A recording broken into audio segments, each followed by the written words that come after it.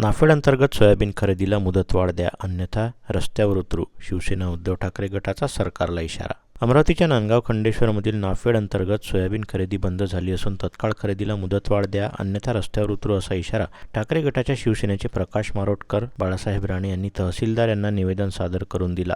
नाफेडमार्फत हमीभावाने खरेदी करण्यात येत असलेल्या सोयाबीन खरेदीची मुदत 12 जानेवारी रोजी संपली असून शासनाने खरेदी बंद केली. मात्र ऑनलाईन नोंदणी न झालेल्या 4,000चे वर तालुक्यातील शेतकऱ्यांची सोयाबीन खरेदी करणे बाकी आहे.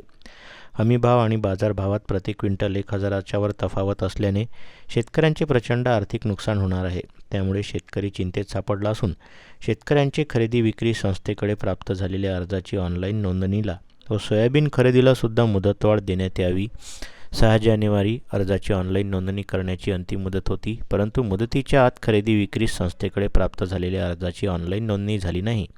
त्यात शेतकऱ्यांचा दोष नाही. त्यामुळे सोयाबीन खरेदीची व ऑनलाईन नोंदणीची तारीख वाढवण्यात यावी अशी मागणी करीत भाजप सरकार विरोधात प्रचंड नारेबाजी करून शिवसेना शेतकऱ्यांसह रस्त्यावर उतरेल असा इशारा तहसीलदारांना निवेदनाद्वारे सादर केला. नाफेड खरेदीची मुदतवाढ द्यावी किंवा सोयाबीन खरेदीची हमीभाव आणि बाजारभावाची प्रति क्विंटलची तफावत ही नुकसान भरपाई शासनाने द्यावी अशी मागणी शिवसेनेचे प्रकाश मारोटकर यांनी केली.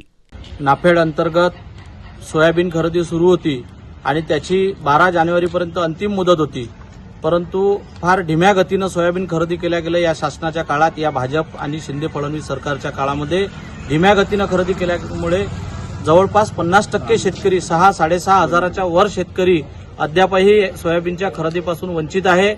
बाजारभाव जर बघितले आणि हमीभाव जर बघितले तर प्रति क्विंटल मागे 1,500 ते 2,000 रुपयाचा डिफरंट असल्यामुळे शेतकऱ्यांचे आर्थिक नुकसान होणार आहे. त्यामुळे या शासनाने, या सरकारने तात्काळ नाफेड खरेदीचे मुदतवाढ देण्यात यावी, अन्यथा शिवसेना उद्धव बाळासाहेब ठाकरे पक्षाच्या वतीनं रास्ता रोको आंदोलन छेडण्यात येईल.